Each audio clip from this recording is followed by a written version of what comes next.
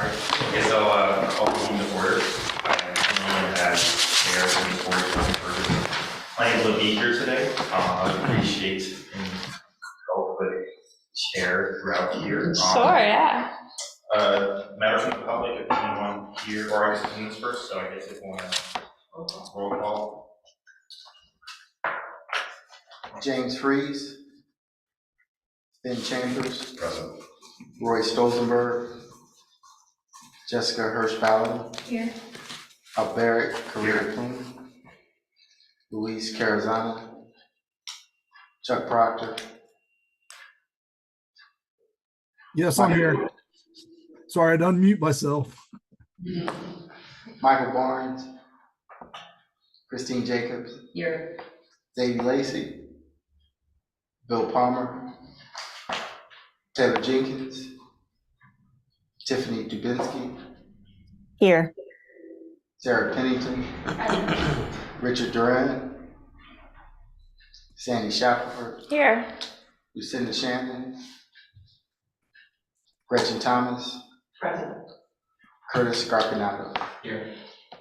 Tony Choi, Donna Chen. All right, so just as a point of reference, we do not have an in-person quorum, so this is not formally a meeting, but we will move forward with covering our discussion topics. Cool. Any members from the public, whether here in person or online? Seeing none, I guess we can move to general administration. I guess acceptance of the agenda, we vote on that, or? We can't vote on them. No voting on that. So I guess we're gonna go to moving to 50 then. Yeah, so thanks everyone. We heard last month, Alan and Will were here from EPR, who is the consulting team that is supporting the moving toward 2050 development process. And they've really been supporting a lot of the analysis from the public engagement feedback. So we got a high-level review of the feedback and the level of engagement that we received last month. And Alan has been working on developing the public engagement report, which was included in your packet, and he's going to be able to go into a little bit more detail on findings today. So I'm going to hand over the first part of the presentation to Alan. Alrighty, thank you. I'm going to go ahead and share my screen. Sorry, I can't be there in person. I'm down in Richmond today. Can everyone see that? Yes. Good? Okay, great.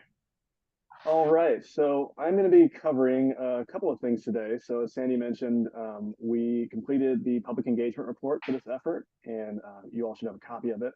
I'm going to go over that first. We talked about this last time, and so apologies if you were here last time and you've already heard some of this. I'm going to go into a little bit more detail than I did last time, but we're also going to move through that, and we're going to move on to discussing the weighting scenarios. Sandy's going to talk about that.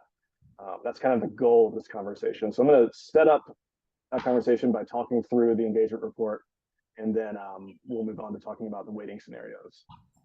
So the first section here, the agenda. So what I just mentioned, we're going to recap the engagement goals, the engagement report, the takeaways and outcomes, and then we'll move on to weighting scenarios and next steps. So just real quick, we'll talk about the engagement process and goals. So throughout the year, we MPO staff collected stakeholder and public comments to help shape the planning efforts, goals, and needs identification phase.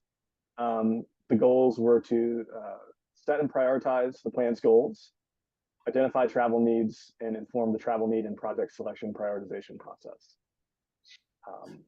Efforts that were included in this report included an online survey, in-person engagement, and past engagement efforts that we analyzed. So during this phase, staff reached nearly 600 individuals just as part of this effort, attended 16 community events, and we reviewed over 2,300 comments in total, and that includes past engagement efforts.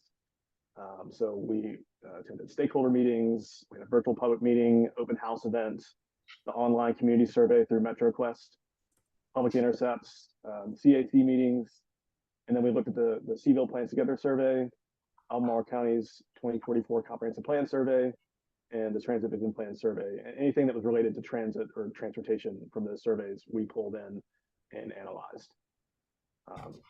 So the engagement report, which you all should have a copy of, we're going to go over that a little bit here. So in total, we had over 2,300 comments. This pie chart shows the breakdown of where those comments came from. About half of them came from that online survey through MetroQuest. 39% of them came from those past engagement efforts that we just mentioned, those three, Albemarle County, the Transit Vision Plan, and Seaville plans together. And 12% came from in-person engagement. So the community survey, the online survey through MetroQuest, which is an online mapping platform and survey platform, it ran from June to August at 334 responses, and it was in 4 sections. So the first one was about scoring priorities. So that's about ranking transportation needs, safety, environment, multimodal accessibility, land use coordination, and efficiency and economic development. Then there was a section on trade-offs. So there were 3 scenarios for mode choice, access, and climate action. And people kind of had to indicate their position on how they felt about 2 different scenarios for each of those categories. And then there was an interactive map. So anyone taking the survey had the opportunity to add markers for public transit, bike and ped, roadway safety, and other categories. We got a total of 1,100 markers. So we had 334 responses, but 1,100 markers. So we had many people left more than 1 comment. And then there was a section on demographics that was optional. And we're going to go over that a little bit as well. So the first section was scoring priorities. Safety was ranked highest, an average score of 2.99 out of 5. It was 1 to 5 ranking. Followed by environment, 2.43. Multimodal accessibility was down at 1.87. Land use, coordination, and efficiency and economic development were at 1.23. So safety was definitely the foremost concern, followed by environment and multimodal accessibility. And mode choice, that was the first trade-off scenario. Most participants favored a multimodal system over roadway improvements. So this is about bike and ped and public transit over cars, and a system that kind of prioritizes lessening congestion and facilitating cars. People tended to favor multimodal systems instead. In terms of access between access to jobs and access to non-job destinations, pretty evenly split. Didn't see a lot of strong opinions either way. Most people were neutral or kind of on either side. So kind of evenly split there with access. And then with climate change, in terms of what to do about that, 2 options, kind of similar to the first scenario. Should we reduce congestion or should we promote active and public transportation? And it was pretty overwhelmingly towards the active and public transportation side. Next, we had the interactive map. So I'll show a preview of the entire map of the region on the next slide, but a breakdown of what we saw. So we had 481 comments that were related to bike and ped needs. That was by far the most prominent category. 248 were related just to safety concerns. 234 were related to roadway improvements. 139 were about public transit. 63 comments were marked as other. And note that some of these were, for instance, there were some comments that were bike and ped, and they also related to safety. So there were some that overlapped. So this is a map of the whole region. This is a lot of dots, I know, but you can kind of get an overview of where people were leaving comments on the online survey. Obviously, mostly in the densely populated areas, Charlottesville, Crozet, a lot of comments up Route 29, and a few scattered throughout the region itself.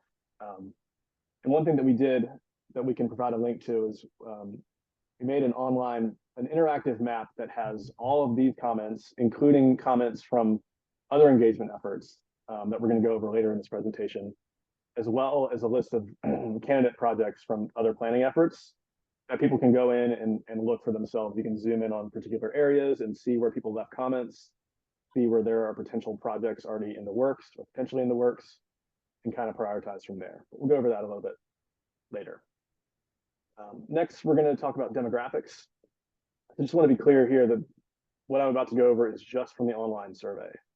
The in-person engagement efforts that happened after the survey was launched were specifically designed to get feedback from community members whose profile differs from people who took the online survey. So this is just for people who took the online survey. So we saw, in terms of people who answered these questions, 66% of people indicated that they drive alone as their primary mode of transportation.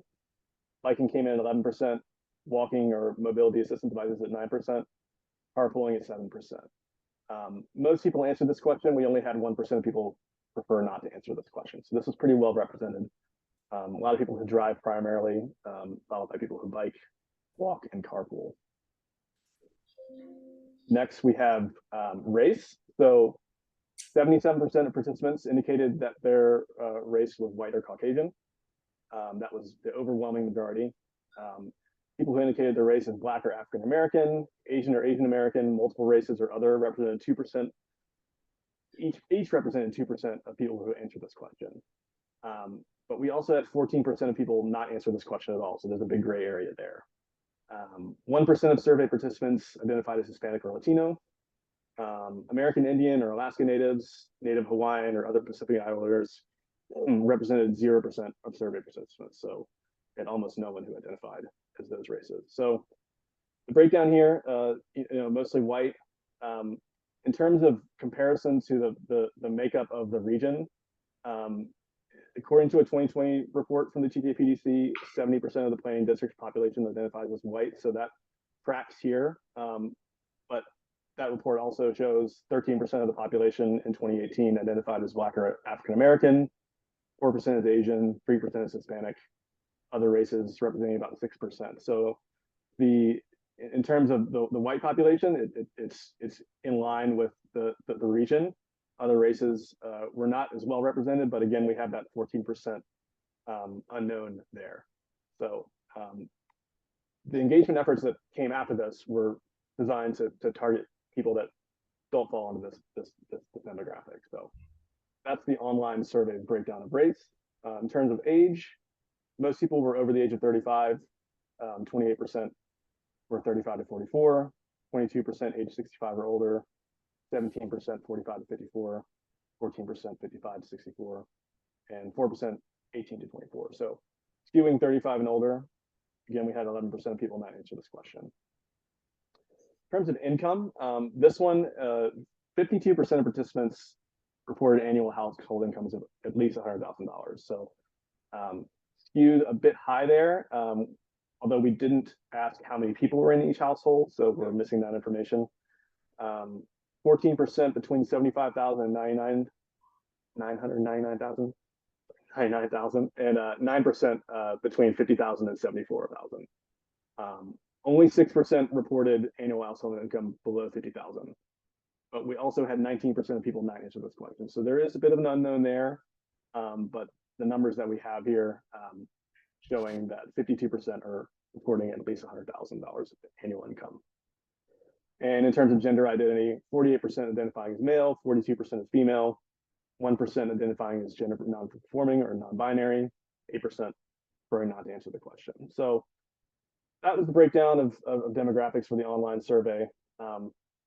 And the in-person engagement results that we're going to go over now, public intercepts, community meetings, that sort of thing. The idea was to capture voices from people that didn't take the online survey. So in terms of the in-person engagement results, we compiled all the comments we received from all those in-person engagement efforts, and we manually sorted them into one or more transportation need categories that you can see down here in this graph. In terms of the in-person engagement, public transit, bike and ped, and safety were the top 3 categories. Another activity we did for the events was a money game. So basically, participants were given monopoly money to kind of distribute between different priorities, kind of show what they thought was most important. This kind of approximates the scoring priorities question from the online survey. So see here, in general, it's a bit mixed depending on the event. Transit Center ranked the multimodal accessibility highest. Center at Belvedere was pretty even between all categories, except for safety and economic development were a little bit lower. National Night Out, environment ranked first. In the open house event, multimodal accessibility was highest. So we're seeing, a good mix here. Multimodal accessibility might have edged out a bit the other categories, but safety and environments also were pretty important topics there as well. Again, here we have a map showing in-person engagement comments and fewer comments, obviously, than the online survey. But basically, I went through and looked at all the comments. Anything that mentioned a specific location, I mapped. So we see a lot in southern Charlottesville, central Charlottesville, downtown area, Route 29 corridor, a lot of comments there, Crozet as well. And then last, we have the past engagement results. So those three surveys that were done in recent years that relate to transportation. So those combined, we did a similar analysis as the in-person engagement results. We categorized each comment and then we mapped them if it was related to a specific location. So here we see public transit, bike and ped, similar to the in-person engagement were the top two. Land use came in third. Efficiency and connections were close. The Albemarle survey, there tended to be a lot of discussion about land use in terms of concern about residential growth and how that would impact traffic, the need to manage traffic and include public transportation and additional residential growth in the area was a common one we heard there. And again, we have an overall map of past engagement comments that were specific to a location. Seeing a lot in the Pantops area, again, downtown Charlottesville, Route 29 corridor, kind of dominated those comments. So that's a recap of the public engagement. Also wanted to talk a little bit about candidate projects. So to add some more context to this prioritization process that we're going to talk about, like I mentioned, we created an online map showing the locations of the candidate transportation projects and all the markers from the engagement efforts. So everything's overlaid and you can see where the hotspots are and where there's already projects potentially in the works. This is a map showing an overview of that. Again, a little hard to read here, so I think it'd be beneficial for people to take a look at that online map to kind of zoom in and see what it's showing. But plenty of projects have been proposed or thought up or funded. And they're in various stages. So each dot has data associated with it. You can click on them and see where the project came from, what phase it's in, what it's covering, that sort of thing. So just to wrap up here, engagement takeaways and outcomes. The overarching themes that we heard from this include a need for safer roadways and intersections, dedicated and protected bicycle and pedestrian infrastructure, and enhanced public transit system. Excuse me. The community appears eager for solutions that prioritize pedestrian and bicyclist safety, public transit, and accessibility over traditional car-centric designs. That was the overarching theme we saw there. A few takeaways. This is not by any means comprehensive. The report goes into a little bit more detail with a longer list. But these were what we heard most commonly. So desire for expanded bus routes, longer operating hours, bus service for service in specific locations, shopping centers on Route 29 North and the airport, where we heard about that a lot. Concerns about lack of benches, proper lighting at bus stops, travel time inefficiencies, long waits for buses, emphasis on the need to connect communities, including Crozet, other areas outside of Charlottesville and around the region, Charlottesville and the county in general, just expanding the public transit system. Some suggestions to provide more frequent small bus transit options from high density housing areas into the city. For bike and ped infrastructure, there was a lot of demand for protected bike lanes throughout the city. People mentioned challenges of bottlenecks, specifically at train bridges, impacting safety of pedestrians and vehicles. A lot of concern about safety in crossing Route 29 for pedestrians. Desire for dedicated paths leading to landmarks, schools, parks, better connections in general. Promoting alternative transportation methods, scooters, e-bikes, that kind of thing. A lot of people wanted to see approved projects get finished. That came up a lot. Unmarked crosswalks, ADA accessibility, dedicated bike corridor between Crozet and Charlottesville. A lot of suggestions for specific infrastructure projects, tunnels, bridges, bike path, access ramps, rectangular rapid flashing beacons at crosswalks and other enhanced pedestrian features for crosswalks. and need for more sidewalk connections where they're missing, particularly near housing developments and schools. Land use and environment calls for greater residential density to reduce commute distances, concerns about the impact of growth on traffic, need for better road infrastructure planning before allowing growth in an area. We saw that a lot in the Albemarle survey. Suggestions to update zoning policies to prioritize renewable energy systems, restrict parking requirements, promote solar energy and EV, and concern about greenhouse gas emissions from increased car traffic. Roadway and safety and efficiency improvements. This is the last slide here on these engagement takeaways. Some suggestions to close University Avenue to through traffic for pedestrian safety down the corner. Calls for the redesign or modification of certain roads and intersections, especially Preston Avenue in Charlottesville. Calls to widen roads, include bike lanes. Again, talk about intersections and visibility issues due to road slopes and parked cars, street configurations in general. Free Bridge came up a lot, Pantops area, access point between the city and the county. I'm concerned about the safety of that bridge, the status of it, need for more multimodal access across that bridge. Traffic disruptions near Main and 5th Street and Cherry Avenue due to speeding came up a lot. 29, concerned about the congestion there and some desire to see some alternative routes. Decongestion on Route 29 to improve general traffic patterns.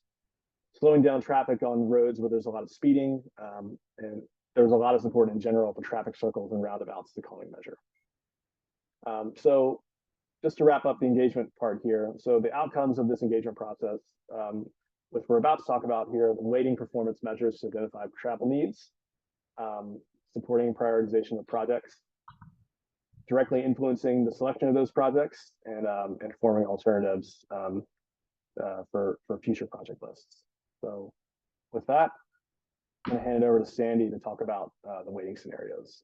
Yeah, and Alan, if you wouldn't mind just continuing to advance the slides as we go, since you're the master of the presentation at this point. Absolutely, yeah. Yeah, so what was in your packet is basically one of the things we've been working towards with all of this public engagement is specifically to help inform how we're going to evaluate priorities and needs in a couple of different ways. And one of those is going back and looking at our transportation system analysis, where we're analyzing the data and weighting each of the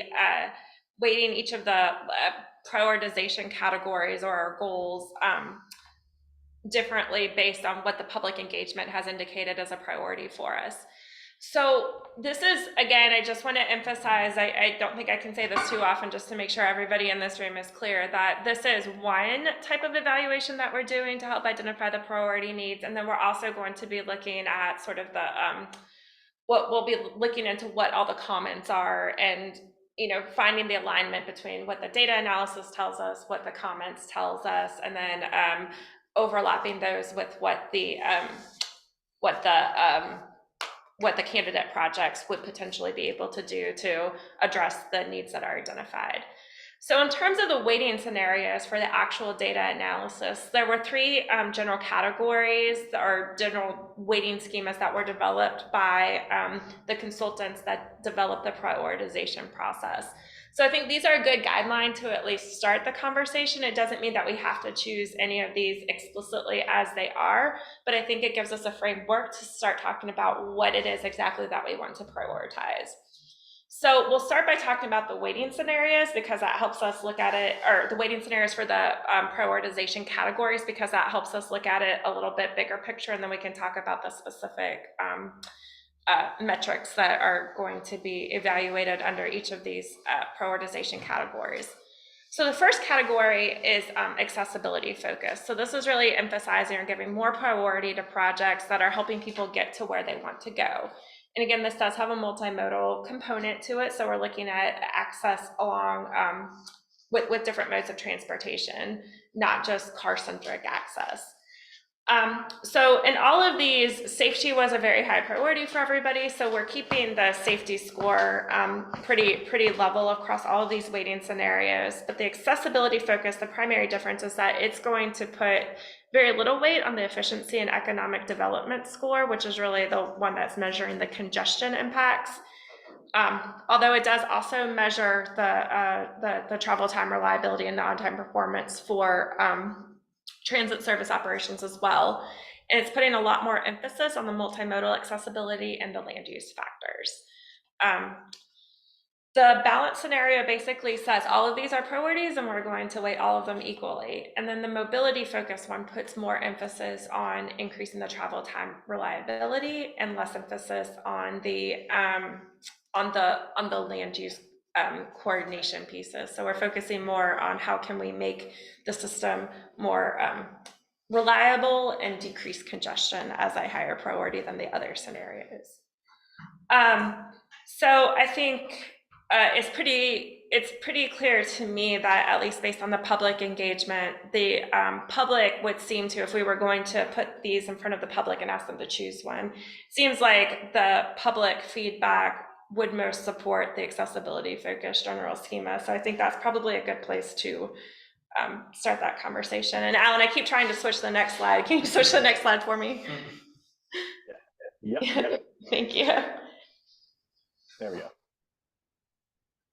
So I think probably more of our discussion today might be around how we want to break up the scores within each of these actual metrics that we're going to be evaluating as part of the data. If you recall, each of the goals basically had a couple of different metrics that we were going to be using to determine how well the system is performing or what the potential opportunity is to improve the system based on the different metrics. So if we're focusing just on the accessibility focus, currently and again, this is just been developed to put something before you all to respond to. But I think some of the questions might be that, first of all, if you all agree that the accessibility focused is probably the best baseline to start with, and then discussing whether or not the breakdown of how much weight we are putting in each of these subcategories under the prioritization category makes sense to you all.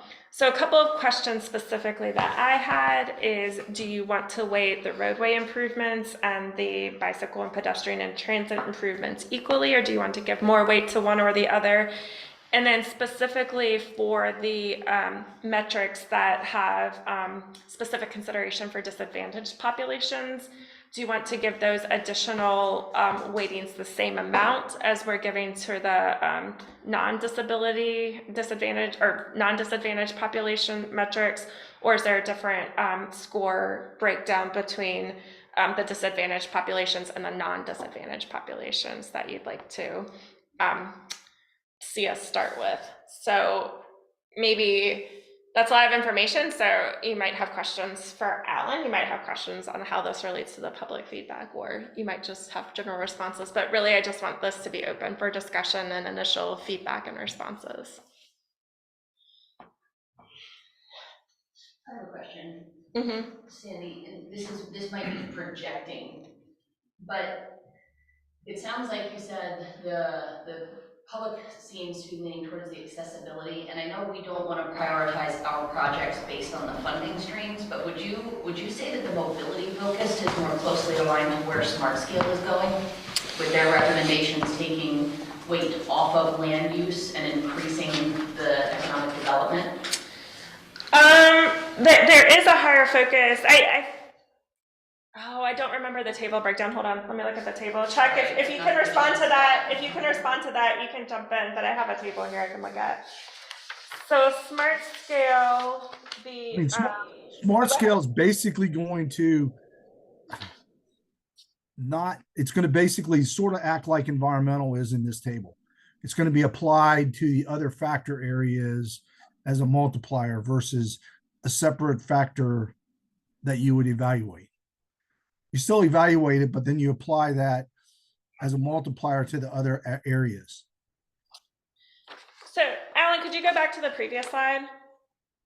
So for our area type in Smart Scale, under the new proposed changes, safety would get 30% of the score, congestion would get, safety would get 25% of the score, congestion would get 25% of the score, accessibility would get 20%, economic development would get 20%, and environmental would get 10%.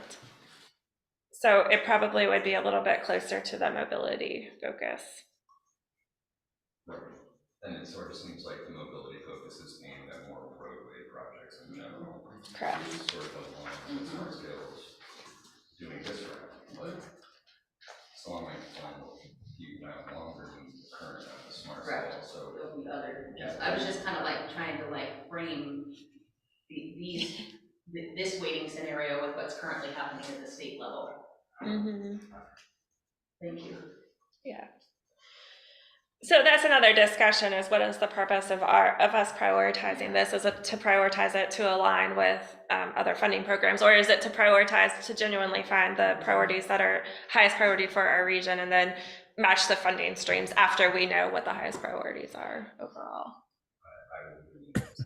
Sure.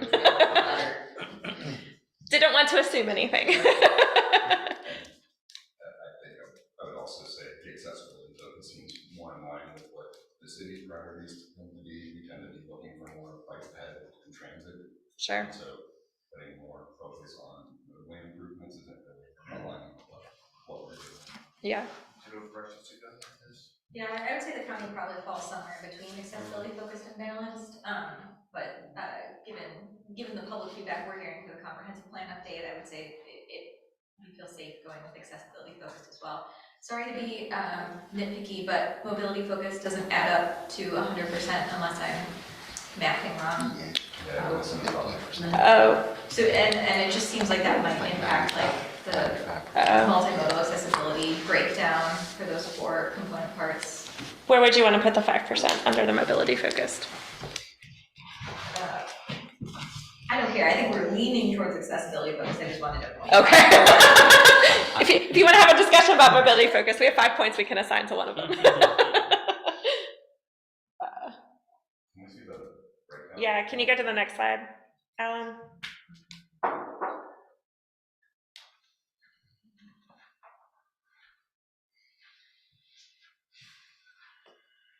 So it's there also. Yeah.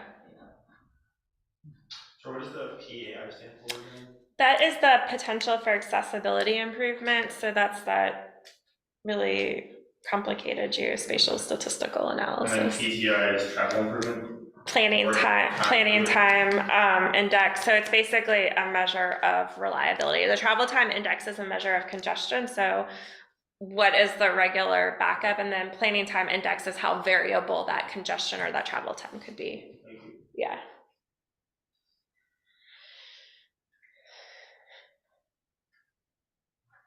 I guess under the accessibility focus, with all of the bike ped and transit, we have that at a higher percentage under each category except safety.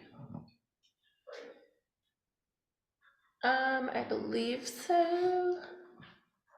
Yeah. So if we were going to tweak any of those, that would probably be where I would want to tweak. Under safety. So increase the bike ped safety? Yeah. To be a little bit higher. Any other thoughts to that? I think I like it balanced. I don't know. I mean, there's plenty of other categories. We get an advantage in. Because we do have a lot of crashes and vehicle stuff, so I don't want to, I mean, I agree with you that bike safety is very important, but like, it's not like we have a lot of fatal car crashes and lots of severe, so we don't want to discount those. One area I could see changing a bit in land use coordination, perhaps putting more emphasis on the disadvantaged populations walk access. Okay. Do you have a specific recommendation for that? I am open to other suggestions, but perhaps 20 and 10. 20 and 10. Does everybody agree with that? Consensus? Okay. I would be like 17 through, I don't know, I'm trying to figure it out in my head. Disadvantaged populations counting all like PJ communities or what? How Counting what? How exactly are we defining disadvantaged populations? Those are based on VTrans equity emphasis areas, which is a composite of a lot of different categories of people who may fall into like that general category. What I remember about those, they cover the state, so I don't know how much like of a difference changing those is going to make. Okay. Because I don't know exactly where they fall in our community, but it seems like that equity and necessary is pretty widely defined. They are, I think some of them, there are like, I guess like tiers to the score. So we can also look at maybe how that could influence, like, the ones that have a higher percentage of the population could get a little bit more of a boost that way. Is there also something in here that talks about building, instead of just like, building new infrastructure to still have anything, try to connect existing places already and kind of create more of a network that they're just trying to like start from scratch in places? Like, is that taken into account? That would be incorporated in the land use coordination score. So the land use, it uses this walk access score that is developed in V-Trans, but that is one of the things that it discusses. Okay. So yeah. PAI also cover that to a certain extent? The PAI, let me think through that for a second. Cover connections. Yes, because you're talking about what the opportunity is to improve accessibility. So I think that would also look at where there are network gaps and how you could fill a network gap to provide better accessibility. Or I don't know if it will discuss, or I don't know if it will catch where there are actual network gaps, but it will discuss where there's an opportunity to improve like the comfort of the travel path. So for example, if somebody has to ride on a road and then they have the option to ride on a protected bike lane, that would demonstrate a potential for accessibility improvement. Sandy, can you remind me, is the PAI one the one that started with the walk score as part? No. That's like land use coordination. That's land use, okay. Yeah.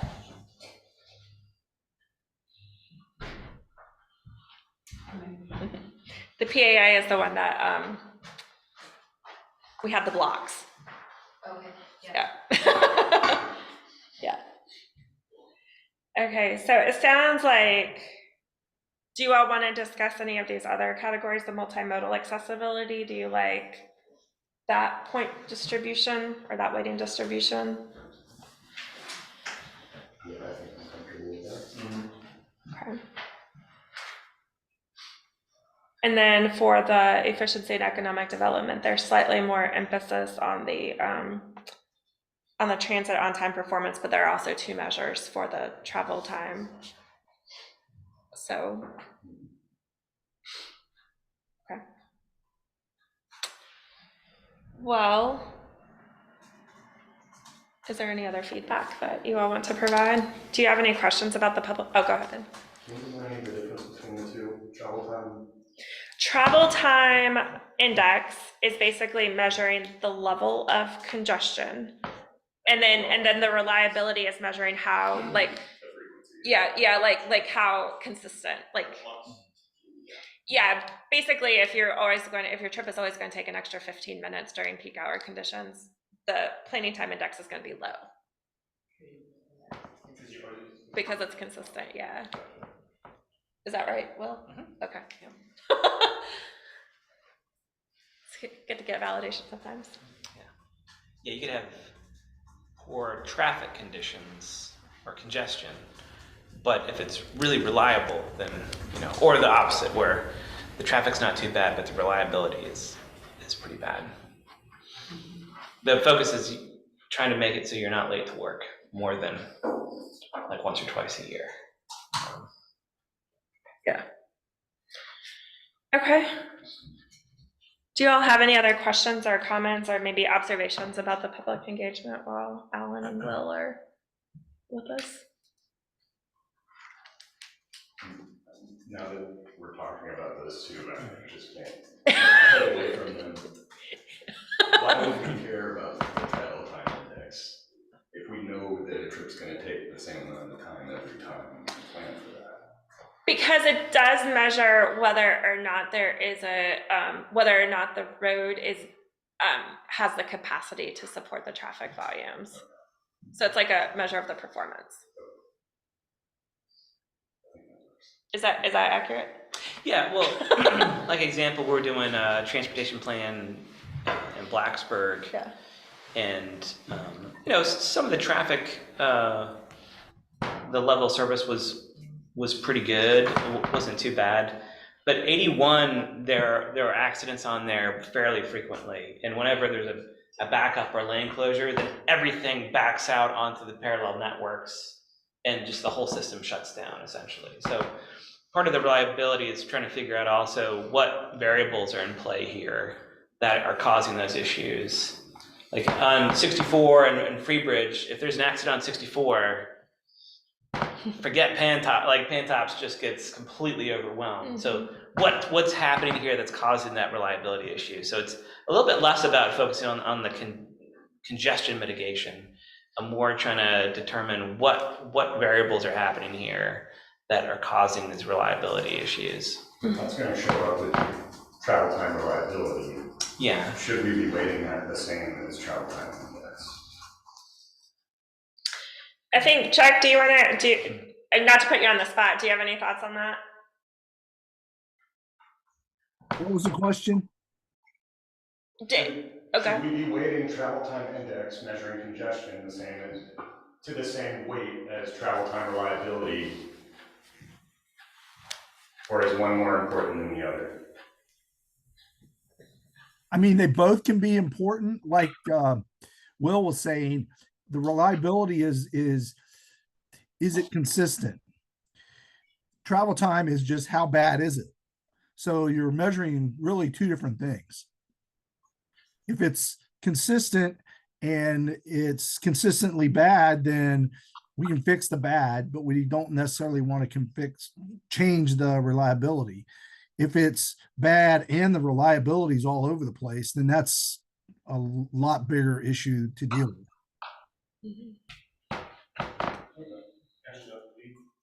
Can I ask another question? Maybe this. Yeah. Okay, so travel time reliability, I understand as a road user why that matters to me. What are the factors that go into measuring travel time reliability? Like I hear you that like a crash is going to change like the reliability of my travel time, but like how are you measuring that?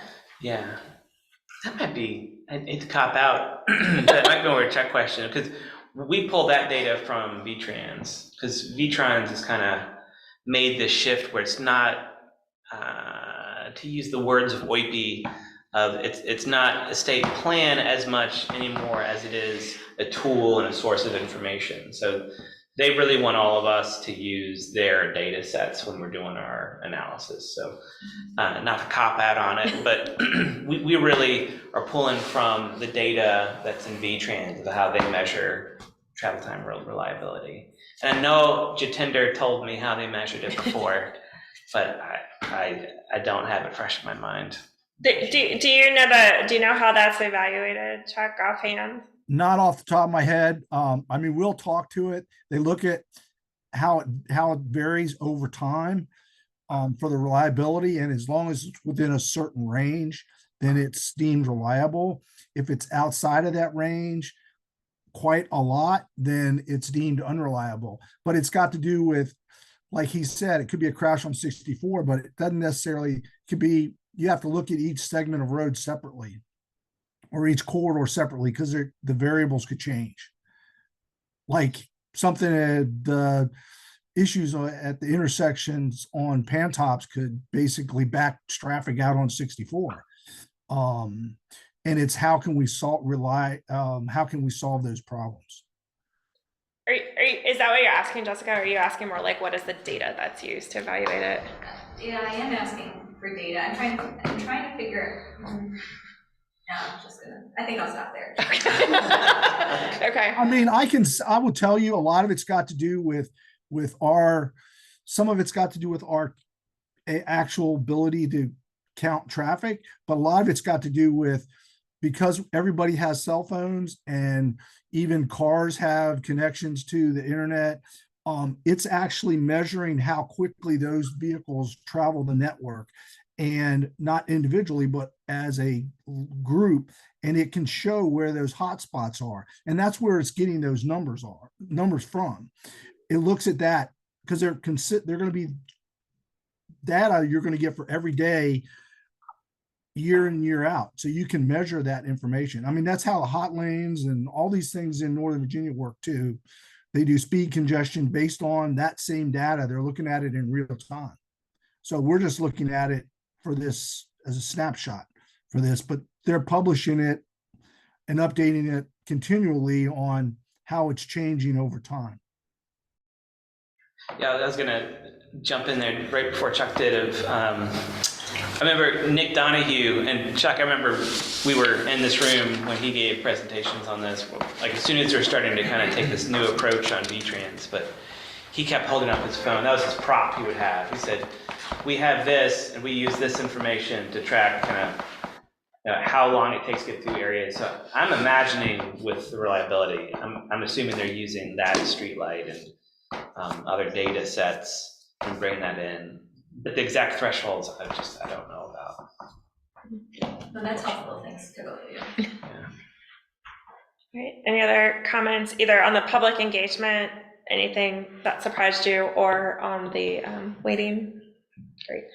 Go ahead. I was just saying, I did want to compliment staff for, I know that, a lot of MPOs out there, they'll do a survey and say, great, done, and then they'll move on. But I know just kind of looking through it, and part of why we asked the questions on the survey is to figure out, who's at the table, who's not at the table, who needs to be here.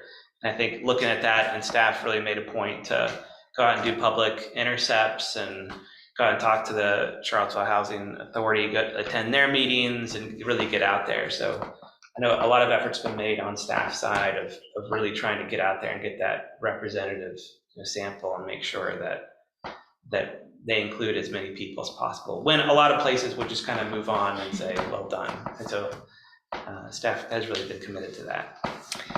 The other thing that I'll mention is that we have not shared the mapping resource that Alan has developed that shows all the feedback and the candidate projects and things like that. So if you all would like to have access to that, we can send it out if it's helpful for you all to review.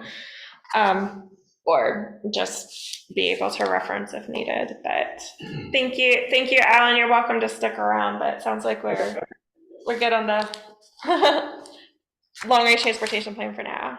Great, thank you all. Yeah, thank you. All right, so I am going to share my screen in just a second. Let me get to the right slides. So next thing we're going to talk about is everybody's favorite topic, smart scale.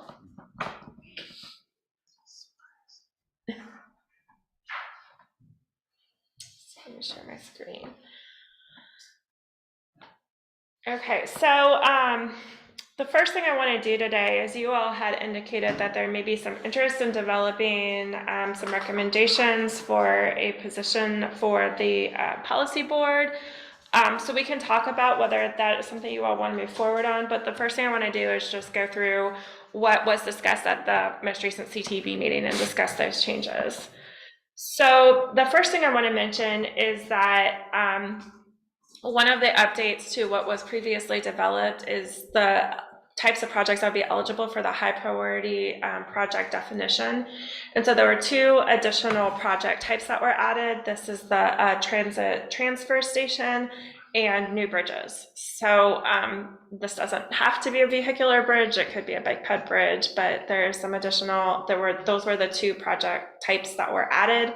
So the MPO would be eligible to submit those types of projects in addition to the other 6 we've been talking about. Well, we can talk about this a little bit further, but one of the reasons that they added these two project types is because they wanted to be consistent with how projects were tiered based on the number of economic development sites that were being entered. So we'll talk about what that means a little bit later, but in the review of the economic development methodology recommendations, that was also an outcome. My understanding is that probably they're done discussing the eligibility types for the projects though, so it's not likely that there will be others that are added. What that means as far as us are concerned, we can come back and talk about this a little bit, but what this means is that based on the list of projects that have been identified in our region, this is probably the list of candidate projects that the MPO and or the TJPDC would potentially be eligible to submit. So there's the diverging diamond interchange at I-64 and 5th Street. We hadn't really been talking about this at the MPO, but it is a priority project for Albemarle County and it is an eligible project for the MPO. The Ravenna River Bike Ped Bridge would remain eligible, and the Hillsdale South extension would remain eligible. I think previously there was maybe some concern whether or not we wanted to move forward with the Hillsdale South extension, but we can continue to consider it since it's one of a very limited number of projects MPO could submit. Yeah, it would basically be making a connection from where the roundabout is being put at Hillsdale near the Whole Foods and connecting it straight to 250, and then doing some reconfiguration of the ramps. So would it reconfigure the ramps for the 250-29 interchange or the hydraulic intersection of 250? No, the 29 and 250 interchange. So it would direct the local traffic through that Hillsdale extension through that network instead of having them go through the 250 ramps. So it's like just like the hotels and stuff down there and stuff? Mm-hmm. Okay. Yeah. Does that require That's a Kroger project. Does that require like that Kroger site to shut down, or I can't remember? I don't think it requires Kroger to shut down. Chuck, jump in if you recall, but to do the Hillsdale South extension, there would be some there would be some significant right-of-way impacts. I don't know if it's going to actually completely eliminate any of the businesses there. I just know at some point Kroger was going to move, and now that's not happening. So I don't know if that puts a wrench in the. I think it's more Dominion, that property there. Okay, so that behind it. Yeah. Okay. If I remember correctly. We'll bring these back to you all probably next month when we're closer to having a final decision to get some ideas on what you all would recommend moving forward. But this is our candidate list right now. And then there are 2 VDOT pipeline studies that are occurring right now that could also identify some projects that are potentially eligible for the MPO to submit. So that's the US 250 and Barracks Road project, and then the Ivy Road and US 250 interchange, if a project is identified through those pipeline studies. So just keep in mind the MPO will have 2 applications. The TJPDC will also potentially have 2 applications, but we would also need to coordinate with the rest of our region to determine if there are any other projects they would want us to consider in submitting as the TJPDC. I guess I'm not familiar with Fish Street, I-64, exit 120 that much, but in my interactions with it, it never seems like a congested area. Is that not the case at like rush hour or something? It definitely gets backed up in the morning when I go through it. It gets pretty backed up in the morning, and then also there's been studies and stuff that basically show that intersection will be failing very soon, especially when you have Southwood come online. ABC is getting built out, and they have rezoning for actually more residential there and stuff, and just more projects will just be happening, and that's the town. It'll just make it so that the intersection, even though if it works okay right now, It's gonna get worse. in 10 years it'll be really bad. So we're trying to get ahead of the curve a little bit and do a DDI, which everyone here loves actually. We've never complained so far about the DDI at Tops. Oh, nice. Yeah. Perfect. It's been perfect. Yeah, I think part of the issue too is the traffic queues backing up on 64. Yeah, Because you got that well. Yeah, the I guess outside I've just lane never getting kind of. experienced that, but you're right. It's probably because it's the time of day that Yeah. you're there. Yeah, no, I've never experienced that traffic either, but I know that it's a problem. I'll buy a GoPro just to document it for you all. Yeah. So really the biggest discussion, the biggest new topic that was discussed at the last meeting are changes to the economic development methodology. So just a little bit of background information is that the current governor administration, economic development is a priority. And so he's basically instructed or directed all of his secretaries to make sure that they are considering economic development impacts in all of their processes. So the economic development measure in the Smart Scale process is really intended to evaluate what type of economic development impact a transportation project would have. And it currently includes 3 scoring measures. So the first one is the one that we all spend most of our time working on in this room, is basically the project support for economic development. So that's the measure that requires us to upload all of the site plans for the project within the buffer area and type in manually how many square feet each project is, et cetera. But there are 2 other measures, that's intermodal access and efficiency and travel time reliability. And that's just data that's pulled into the system. That's not what we're required to enter. And those are also, there are no proposed changes to those other two measures. So we're just talking about that project support, that ED1 factor. In order to make some recommendations on adjustments to the methodology, the OEB staff worked with the Virginia Economic Development Partnership. So these recommendations are coming from VEDP. So the way the current methodology works is that we upload the site plans, and basically depending on the type of transportation project, there's a certain like buffer area that says, you know, you can enter all of your site plans for proposed projects or projects that have not basically reached like final construction phase. You can upload all of those, and then basically they're pulling in the square footage. And so the different tiers, which is what I was talking about before when I was talking about the different project types, means like how big a transportation improvement is or how intensive that project is. There's a different level of impact that is considered for the economic development. So for these tier 3 projects, which are the biggest projects, which are things like new bridges and new interchanges, those kinds of things, there's a 3-mile buffer that's applied. So you're uploading your site plans within a 3-mile buffer. And then for the smaller, less intensive projects, there's a smaller buffer area. So just to demonstrate this, it's kind of this is a schematic that VEDP put together to sort of show the buffering. So depending on the size of the project, more site plans or more eligible sites will be pulled in. And for smaller projects, a smaller number of site plans will be pulled in. So right kind of point has a half-mile radius of effect, essentially? Mm-hmm. Yeah. Yep.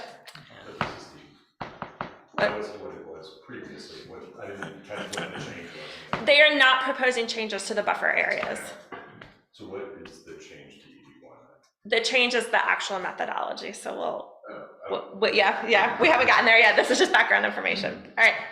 So I'm sure many of you in this room will agree with some of those criticisms. The biggest one is that the current methodology requires the manual entry and upload of all of the information, which is probably what we all have spent the most time on with the smart scale project, specifically when we're doing something that requires coordination with both the city and the county. We're trying to upload information from 2 localities into, you know, our applications.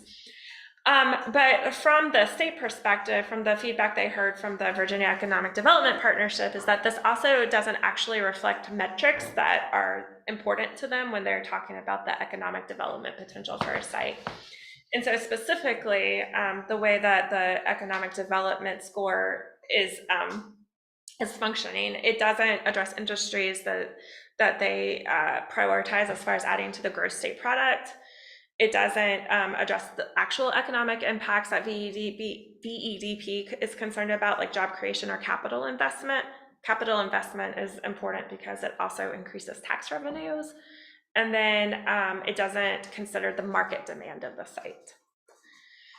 And so basically the recommended changes are all in an effort to create an evaluation criteria and scoring system for the economic development that will address those 3 major areas of concern. All right, so this is just the evaluation that VEDP did that sort of shows where how well the current methodology is at supporting those primary areas of concern that they're focusing on. And you can see that at least up at the very top, the current process is not doing that. And there's a limited alignment with strategic priorities for economic growth. So they have made some recommendations. First of all, they are basically going to work with SmartScale to use a predictive model that will help determine the estimated benefits or the estimated job development and capital investment that a site could potentially generate. So they're going to be looking at data that they're pulling in from their database, evaluating those characteristics, and using that to determine different characteristics of potential sites that would also display those characteristics in order to determine how likely it is that the potential sites, economic development sites, would create jobs and encourage capital investment. They're also pulling in a site visit factor. And so one of the things that they're looking at is they're going to measure how many site visits eligible sites receive over a 3-year period. Based on their information, the site visit factor, site visits are kind of like a final determination of after potential developers or businesses go through a site evaluation process. By the time you get to a site visit, you have a short list of sites that you think would potentially be of interest to you and your business. And so it's a really good indicator that your site is attractive to potential businesses that would want to be cited in your locality. And then they also wanted to pull in some information with site funding factors. So that's looking at what kinds of investment have already been invested into the property, from things like the Tobacco Commission, Go Virginia, those kinds of other opportunities that are available to help get sites prepared and fund site readiness. So one of the things that they're recommending is that we go away from a manual update process and move towards pulling in information from a database. So they are recommending that the site readiness and the eligible sites are being pulled in through this Virginia Scans database. This is a statewide database, but it is something that has to be updated and maintained by your economic development staff. So they would basically be inputting sites into this database that potentially meet the criteria to attract some of these different growth industries. And the smart scale analysis would basically be pulling information from this database in order to score your economic development, give your projects the economic development score. So it wouldn't be manual. There wouldn't be the same level of validation that's needed by the VDOT and OIB staff to review the site plans and validate them, but it does require some ongoing maintenance effort by other locality staff in order for your projects to be able to receive the economic development benefits. And so this is the scoring breakdown that they're recommending. Basically, the jobs and capital investment predictive score would be 65%. This site funding factor would be 15%. So that's how much investment or funding has already been invested into the site. The site visit factor would be 10%. And then the level of site readiness would count for an additional 10%. So I just wanted to show, this is what kind of the information that is populated in our area looks like. So this is something that you all probably would want to start talking with your economic development staff to determine if there are additional sites that would be eligible to enter into the Virginia Scan database that aren't uploaded yet, to make sure that if projects are being submitted that they are able to get those economic development benefits. And then these are just some examples of where projects or where smart scale scores could have potentially been changed with this new methodology. So there's nothing specifically in our area, but you can see that some projects are increasing in score. And part of the reason for that is that there's just limited staff capacity to prepare applications. So there are some places where eligible site plans weren't being uploaded into the smart scale application. And then there are some places where the scores will go down because while there were eligible economic development sites that were uploaded, they didn't necessarily meet the priority criteria that VEDP has identified. Overall, what they shared in the Commonwealth Transportation Board meeting is that economic development scores would typically go down, but some of that also could be a factor of the economic development sites not necessarily being maintained to the full extent that they possibly could. So it would be a little bit difficult to know, how many potential sites do we have that could be identified in our region that aren't at this point. You all may have a better indication than that, but I'm not sure. Basically, they are going to be, there's a Commonwealth Transportation Board meeting today that we're not at, obviously, but they're talking through what the recommended methodology would have been if it was applied to round 5. And so that will probably give us a better indicator of what the potential impacts are of this change in the scoring method. but I wanted to review that first before we discuss anything else. Are there any questions on the economic development factor? Just ultimately, it comes down to that list of sites, right? So I guess we just want to make sure we're all coordinated. So if there's like, I don't know how they factor like state-owned land, that's like UVA land is state-owned. So can that, we have Fontaine, which is really, there's a lot of development opportunity there for job creation and whatever through research and clinics. And so, you know, if that's not on the list already, is there an avenue to getting that on the list to help, you know, with the scoring around here? I assume North Fork's on the list. It's a tier 3 ready to go site there. So. Yeah, we need to, there's some answers to these questions because I also don't know who would be eligible or responsible for updating that for sites like UVA. Well, I mean, like, so that those both the sites would be in the county. So Well, also DEP is working really closely with the Trails Local Partnership for Economic Development, CBTED, to make sure that these sites are uploaded also, and Go Virginia Region 9 Council. So they've been in close contact. And complete side note, if anybody's going to the Governor's Transportation Conference, Jason Alfubi from BEDP is the plenary speaker. So it illustrates how important they're making economic development and transportation planning at the state level. Yeah. I think, you know, from an applicant perspective, it will be a lot nicer to not have to upload multiple site plans, but I think it remains to be seen what the actual impacts are going to be for project selection. Well, and that one slide that you have with examples shows some of those impacts, you know, where current methodology didn't identify any, but the proposed methodology did, or vice versa. So it could actually have a great impact. Yeah. Yep. All right. So you all had indicated previously that you may want to put some develop some recommendations for the policy board on potential areas of concern. I did send out a survey. We got pretty limited responses on what the areas of concern might be. So maybe I'll just open it up for discussion first of all. Is that something you all still want to discuss today? Yes. Okay. Great.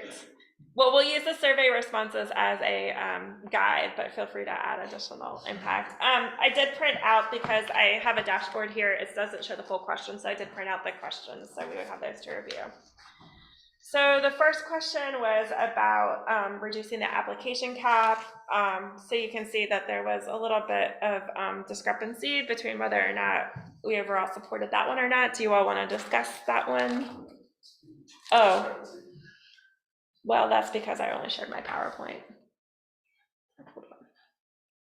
That wasn't, I jumped off of the PowerPoint.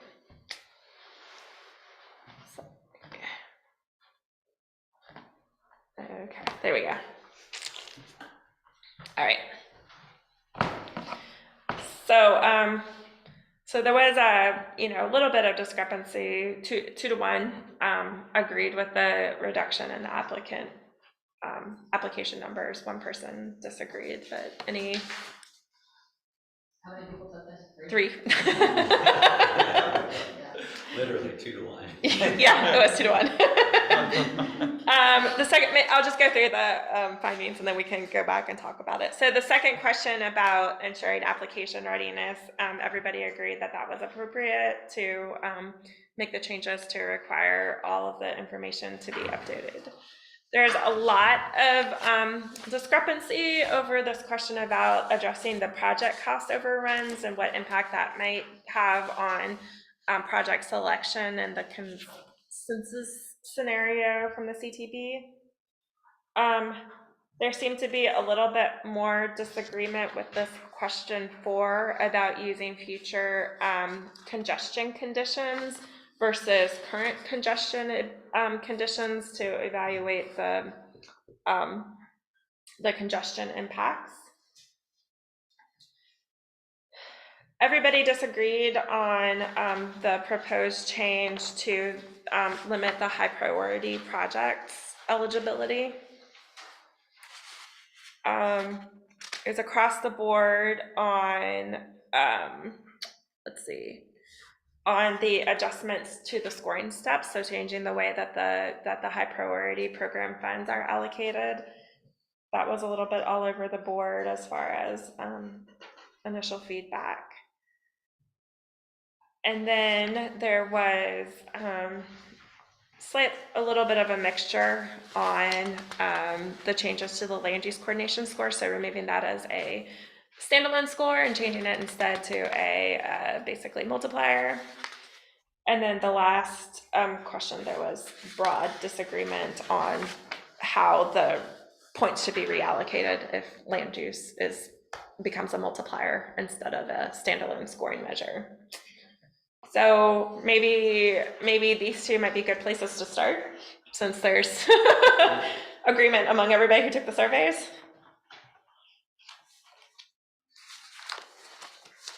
Is there, I mean, I don't want to assume that everybody in the room agrees on this, but is there specific concerns that you all would like to express related to this? You're talking about question 5. Yeah, this is the I would say that I was going to be fully disagree on this one, partly because of the sentence, to address concerns that HPP is being used to implement small programs that don't have meaningful impact on the improvement of ... That's a big assumption, that there are meaningful impacts for small projects. Yeah. That just seems like, that's where I'm going to draw the line in the sand there. Like, that seems to be... Sure. Do you have, I mean, part of that is the language and not necessarily going to be how the policy is applied. So do you have specific like additions or concerns with the project list that we could it just seems arbitrary to say small projects don't do X, Y, and Z for us. Okay. So in general, you would just like a broader range of like let regions. It seems like they're very concerned with there are too many small projects, and they're less concerned with the outcomes of those projects. Okay. And focusing on the size of the project seems like misplaced attention. Okay. I see kind of like order number 4 that they say, oh, a small project has a small effect instead of like a small project has a big effect, essentially. That's basically what they're assuming is like, oh, having a bunch of protected bike lanes isn't going to fix anything. It's actually, well, we have the bike lanes, use them, people will drive less. They're ignoring the outcomes, just focusing on the dollar amount of the project. Okay. Sandy, if I could zoom out a little further, I wanted to say thank you for putting together the survey and helping us to go through it question by question. However, I think that bringing something to the policy board and requesting them to submit some sort of letter to VDOT, my concern is not necessarily on each specific thing, but broadly how all of these changes would work together and then become so inconsistent with what the county wants, and I'm assuming also with the city. Just this inconsistency between our own prioritization processes and what we're hearing from the community and what our community members want, what our board of supervisors wants. And then this feeling that I'm getting from all of these smart scale changes, and I did listen to some of the recordings, and especially the combination of reducing the influence of land use, increasing economic development. What I'm hearing is we don't care what you've already built around your communities, and we don't care about people getting there, but we do care about people getting to really big job sites just to go to work and get home again. New job sites. Big job sites. And it just feels really inconsistent with what we're hearing, that people want to get to the places that already exist, and it's not just about getting to work. There's a lot of things that people want to travel to. So overall, it's the inconsistency with what localities want for themselves. Okay. These are like state level economic goals, not local community goals, essentially. Well, and on the LRTP survey, you had the question of access to jobs versus access to other areas, and people tended to put most of the responses in the middle on that. Which I think wasn't showing that they're indifferent, it's showing that they're both important. They're both important. Yeah. Can I ask a question? Yeah, let's do it. We're not going to reveal the I'm curious, like, when I've been filling out these surveys, and I did not see this, this is the first time I'm looking at this one, but oftentimes when we look at bike ped surveys, people ask these questions: where do you want to go? Work, school, or recreation? You know, like, and then oftentimes you find this kind of like in between, we want to do it all. Like, I don't find myself seeing surveys for the driver, like asking those same questions for the driver. How many drivers are out there just driving around for recreation, or, you know, the sense of, do we ask the question enough, are all those people definitely going to work that are on the road right now?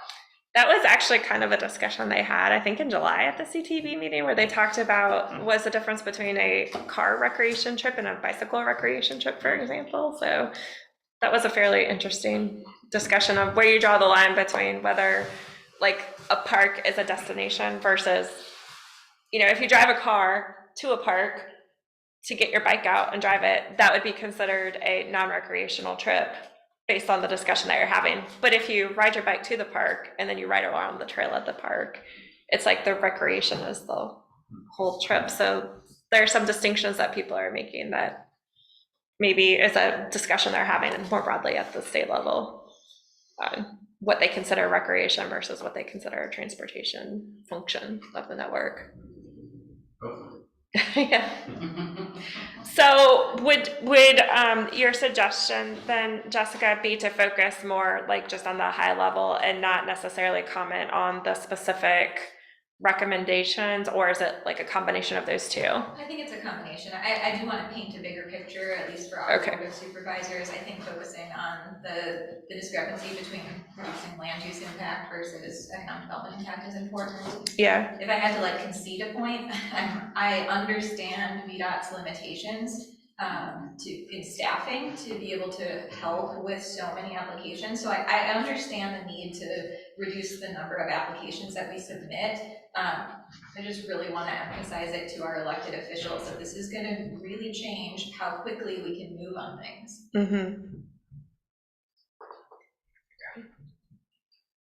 Yeah, that's a project that will actually be competitive. Yeah. We might have to like change our goals to better, Well, or not our goals, but like. that was to Christine's point earlier, is we're setting these weightings based on what our priorities are and what our goals are, and these are pretty much in conflict with that. I think the policy board needs to understand that, and they need to be the ones making the decision of, do we align with the funding, or do we align with what our goals and priorities are? Okay. Is there other specific feedback? I mean, I'm assuming, maybe I should ask you all this. Would you like us to be drafting a letter that is capturing this? That's basically the recommendation by the MPO Technical Committee, to see if that policy board would consider like signing off and submitting it? Might be useful to ask them if they're interested in us providing them a recommendation at this point. I mean, they don't seem like they're super concerned about providing a letter to the state. I don't know how much influence that's going to have on CTV's process. I think unofficial comments we've received are, this is less about are we able to influence the process, and more so how do we relearn the changes that are being made so that we can position ourselves to be successful. Right? We haven't heard a lot about, you know, we need to put our opinion forth. Not that they would not if we didn't suggest it and say the technical committee is requesting you all to consider a letter. But unofficially, there's been more conversations about, you know, what is one more letter going to do? They're moving this train in the direction they're moving this train, and our letter may or may not influence that. I remember the Virginia Association of MPOs, when they first came up with Smart Scale, we wrote a letter from all 15 MPOs about it, and we submitted it to the Secretary of Transportation, and we got a 1-sentence response back that was pretty clear about how they thought about the feedback that we submitted. I would be surprised if we got a sentence back. No, we did. The Virginia Association of MPOs did submit a letter. I think we at least got a response that asked us to copy other people on any additional correspondence, so they received it. So is this more of like a Even recommend? if it doesn't influence the process, there's still no problem with submitting a letter to make your position clear. I'm not suggesting you don't do that. It's just, it's not coming from the policy board asking us to do that. It would be coming from you all requesting them to consider. I could also in the packet put together kind of a memo of the concerns that were discussed here for their consideration, and then. That's probably the best. Okay. Okay, we can do that. Can I say one more thing? So, Yes. Christine, I definitely hear the same thing that you were just saying from our elected officials, that we're not gonna influence the scoring process, so we just need to figure out how to be successful. I think the concern is that we could be really successful, we could submit 2 things and get those 2 things, but we're not gonna given the changes in the scoring, we are not necessarily going to be successful in meeting our own priorities. Right, we may find 2 projects that fit right into the local square, but they may not be our top priority. Right.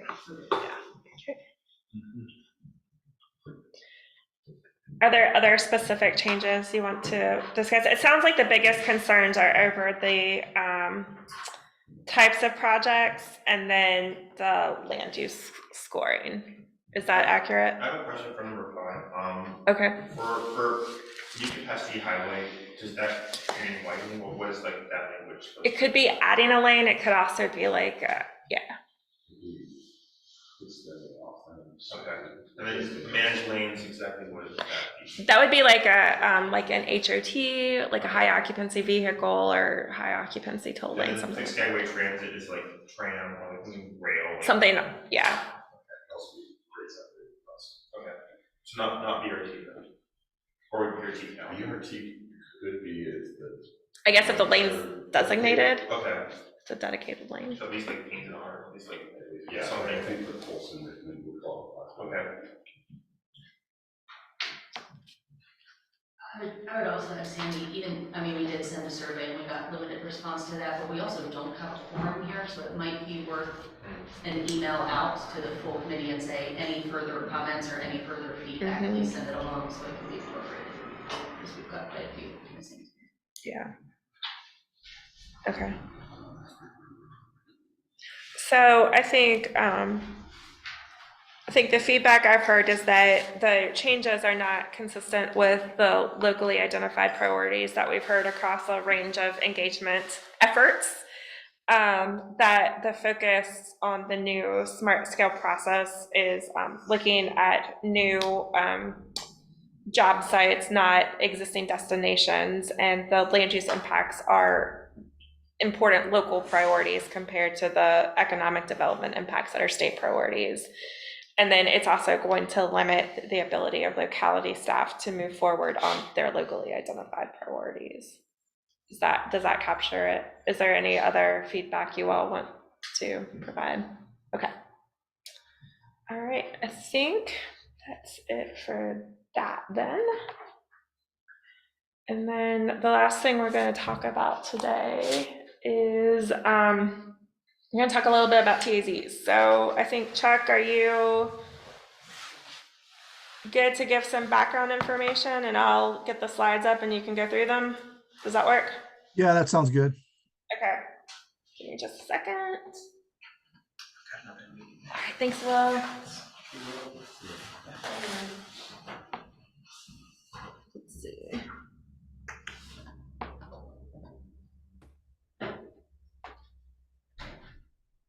All right, Chuck, turn it over to you.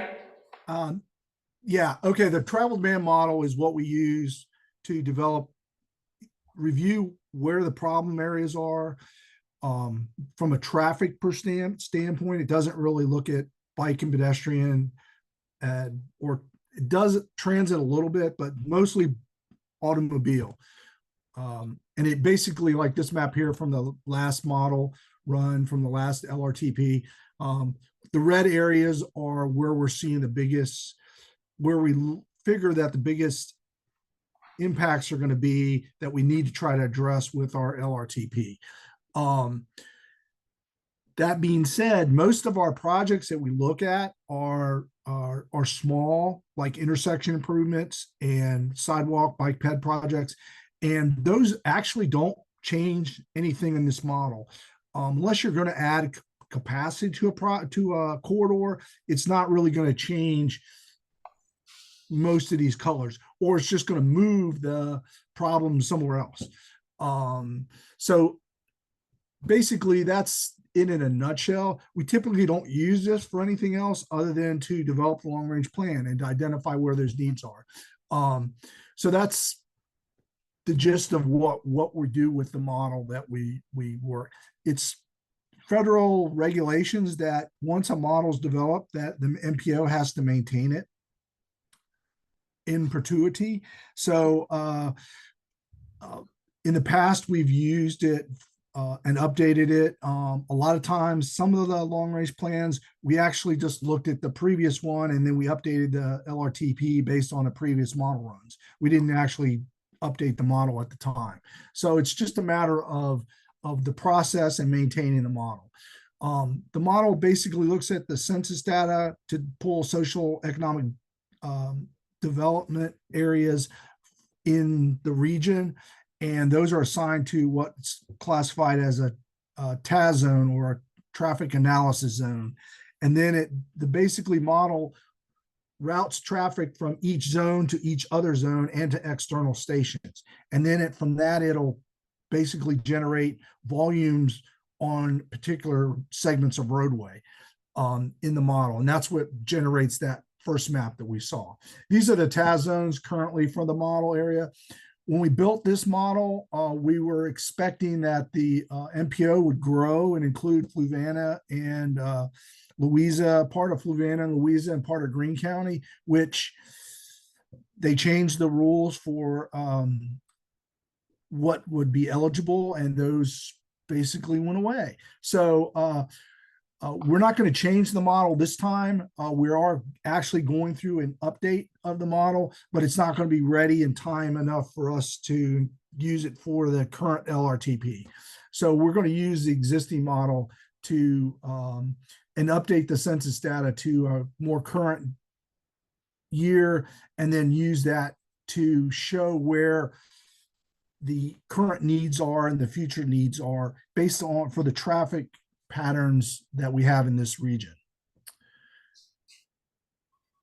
Thanks, Chuck. And now Ryan's going to talk a little bit about, we have kind of two simultaneous initiatives that are happening right now. Yeah, sure. So right now there are approximately 250 TAZs within the MPO. VDOT has informed that these boundaries need to strictly align with the census block, and that the TAZs not intersect or cross the road network as much as possible.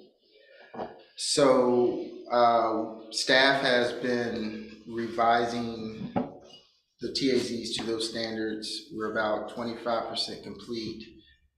In our first effort, we were trying to think of a better way to gather the data from off the census quickly.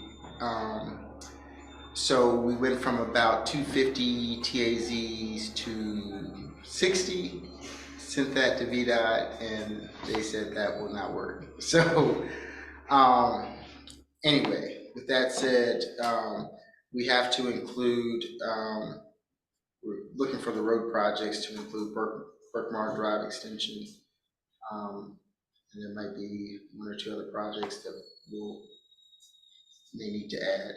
And as Chuck mentioned, we're going to exclude the TAZs outside of the MPO boundary and those external stations. Next slide.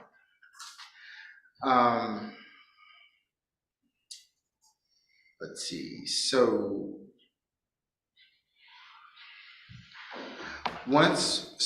the MPO is working with VDOT to get the SE data for this current model run. Once we get that information back from VDOT, we're going to send it to the locality staff for review, and then bring it to the MPO Tech and Policy Board for. Yeah, the data has to be approved by the policy board before we can use it for the model run. So really what we're trying to do is to let you all know that we're in the process of developing this information to give you all some background when it comes back, because we're basically going to have a list of numbers. The TZ zones are going to be numbers. We're going to have a lot of data that's assigned to it. And you're going to look at it, and it's not really going to mean a whole lot without looking at a map. It's just going to be a list of numbers. So really the idea is to make sure you understand what a TAZ is, to know the general methodology and the approach that we're taking, and to make sure that when we are ready to have you review that data, you have some familiarity with it. VDOT's pushing that data down to us. We'll review it. Is that the way it's going? Yes, from my understanding yesterday, that might change. But yes, Yeah. my understanding yesterday. But, yeah. I have a question about how we're going to use this. Mm-hmm. If this is a traffic model that is focused mainly on automobiles, and we just said we wanted to weight everything so it has more like that stuff in it, are we just going to show that we're making no improvements whatsoever based on this model? Basically. Well, what it's going to do, I mean, understandably, it's not going to, the types of projects that we are going to be interested in are probably not ones that will impact the model. But what it will do is it will help us, if we go back to this first slide, is that it will help us understand, like, when we do consider congestion, are we, like, if we have an opportunity to align a project with one of the areas that are going to experience future growth congestion based on the model, we can sort of discuss that we're trying to plan for a further time horizon out than just mitigating the current congestion conditions. But the impacts of the projects themselves are probably not going to show meaningful changes. It might be more of a qualitative consideration. Yeah, typically in the past, it's done post-processing. So we'll get this model and then they'll basically start to look at the bike and pedestrians afterwards and how that might affect it. But we can't really, there's not an input into the model for bike and pedestrian. We don't have data. And we don't have a network built that would show the bike and pedestrian network, the volumes like we have for a regular vehicular model. And that's part of the drawback why we don't, it's not really in there, because there's no data to put in there, or not enough data to make it a viable network for bike and pedestrians. So, yeah. So given all of that, given that in our region especially, there's the model answers very specific questions, and our utilization of it is going to be fairly limited based on the types of projects that we're likely to move forward. One of the things we're recommending is to basically meet the minimum requirements for the update, but not necessarily, and try to, one of the things we talked with VDOT is try to also overall simplify the model and create a model that is can be run efficiently both at the VDOT administration level and can be maintained with as little, as efficiently as possible by our staff. Yeah. So, I think one thing that we do need to, did you have another slide, Ryan? No. One thing that we do want to get feedback from you all on, I think, just to clarify, is that in order to run the current model to get these inputs for our current long-range transportation plan, we are interpolating the data that was developed for our previous long-range transportation plan, basically saying we have the 2015 to 2045 growth projections, assuming those growth projections still apply, and basically just doing an interpolation to assume linear growth between 2015 and 2021 to use the data. And we just wanted to state that that is a commonly acceptable methodology for updating that. It is within the threshold when VDOT checked it against, did some quality control checking against the Weldon Cooper Center. And so just wanted to get general feedback from you all that it is appropriate and you're okay with moving forward with that methodology. Yep, awesome, cool. Any other questions on the model or the TAZs or, okay, it'll come back before you with a long list of data and numbers and we'll go through it again, but this gives you some background. Great. Thank you, Chuck. Thank you, Ryan. All right, I guess we have some time for our table to a lightning round. It's up to you. Okay, let's do it. Let's start. I like the lightning round. Sarah, let's start. Let's go. Not too much to report on rideshare. We are still working through the fiscal year, sort of celebrating rideshare month here in October, and hopefully getting ready. I've got some news from DRPT about our strategic plan. Contract should be coming within the next few weeks, so hopefully we can get that kicked off as well, which I'm sure will engage some of you all. I don't have any additional. Hey, Sarah, really quick. So just for a little bit more detail on your CAP strategic plan, because of how we added additional funding to it, I don't know if it was communicated, we're trying to get approval on the contract through the Office of the Attorney General because it's the first time we've done it. So that's the only reason why there's a little bit of delay. It's just we're waiting for the OAG's office to approve that. So everything else, the money's there, is just we're waiting for OAG to come through. So appreciate your patience on that.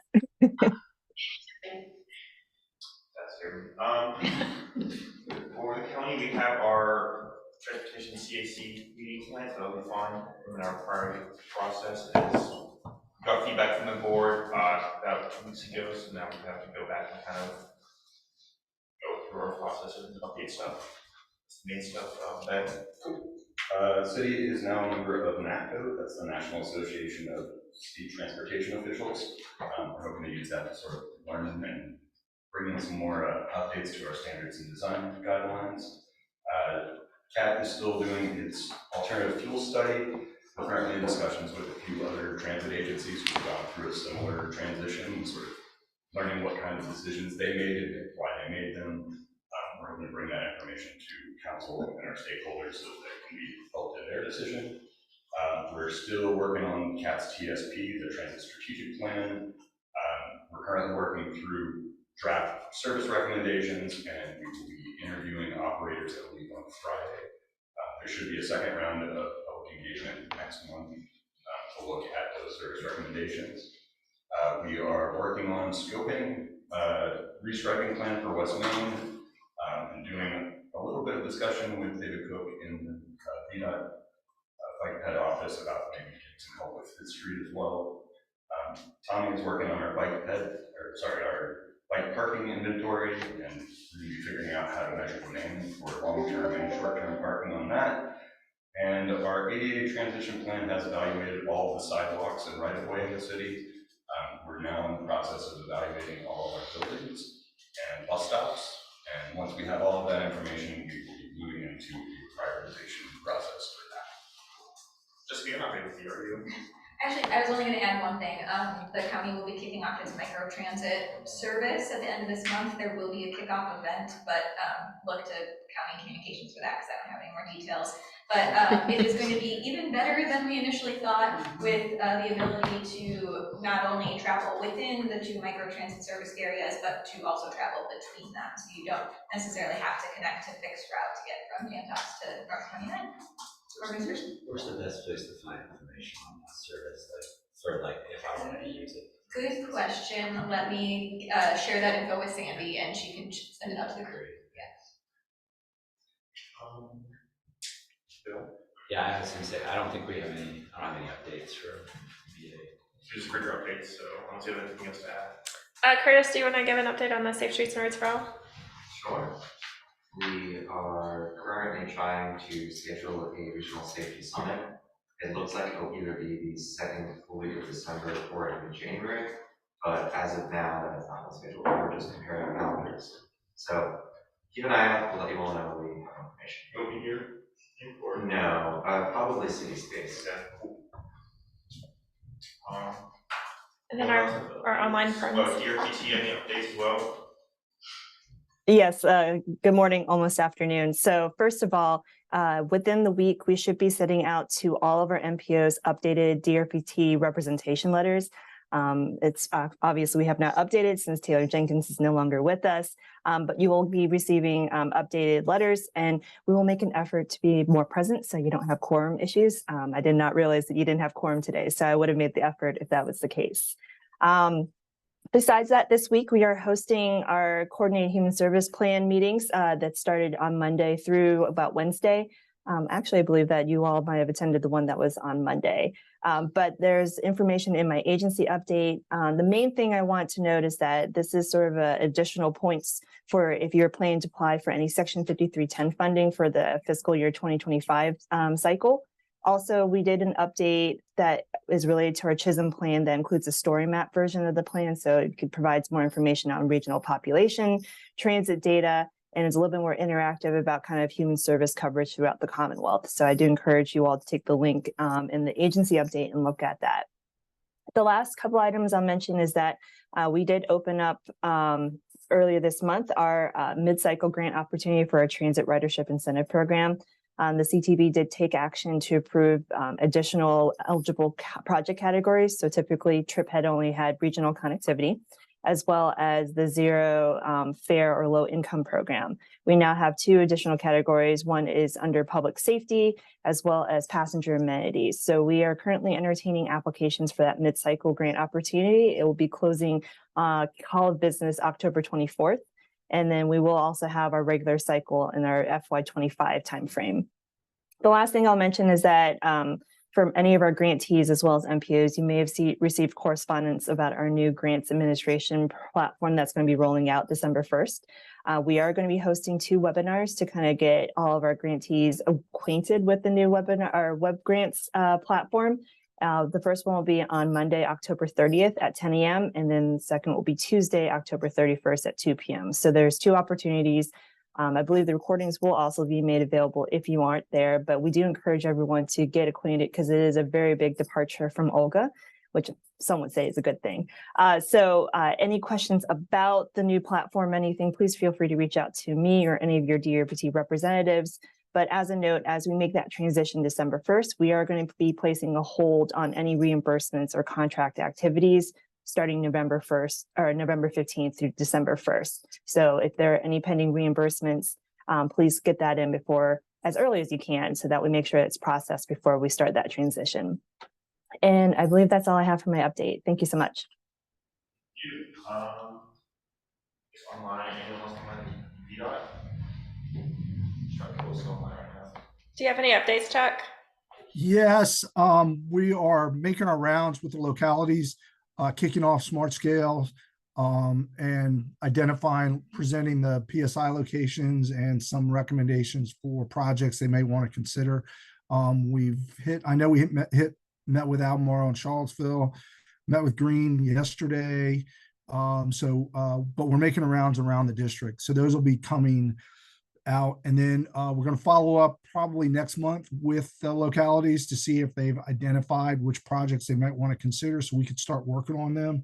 To get back to the smart scale changes, the CTB is meeting today and tomorrow. So on those changes, so hopefully we'll know more about what their stances are going to be. The virtual town hall is going to be the end of the month, so it'll be the 31st. So you may want to basically tune in and provide comments during that forum if you want to.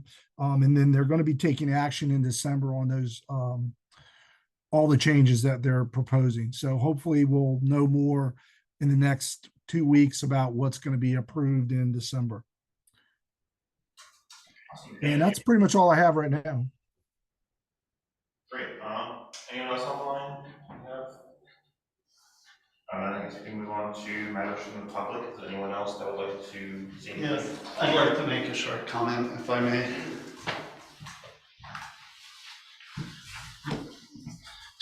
I'm Peter Krebs from the Piedmont Environmental Council. I have a short comment and then just a broader thing to say. So first of all, I thought you all might be interested in the process of VDOT, it's really VDOT standing up the State Trails Office. They're having a webinar on November 1st at 6:30 p.m. I hope to send an alert out, but I don't know if I'll be able to get one out before that. For information on that, you'll go to bit.ly/STO Northern, all one word. So that's implications for the Culpeper and the other districts clustered around the north and central part of Virginia. That should be super interesting. Then I also just wanted to briefly touch on smart scale. So PEC, as I've said a number of times, it has been involved with smart scale since it was born, and we're concerned in following the existing changes. The sense that I'm getting actually is, and what I'm being told explicitly, is not to make assumptions right now about where the CTB is going to go. There actually has been a lot of pushback against the proposed changes. And I'm a little bit disappointed that our MPO is seems to be accepting and adapting to a scenario that actually we don't know is going to happen. So a couple of people in this room talked about the importance of really focusing on what our locality's goals are and what we're trying to do, and doing all of our planning around what our goals are.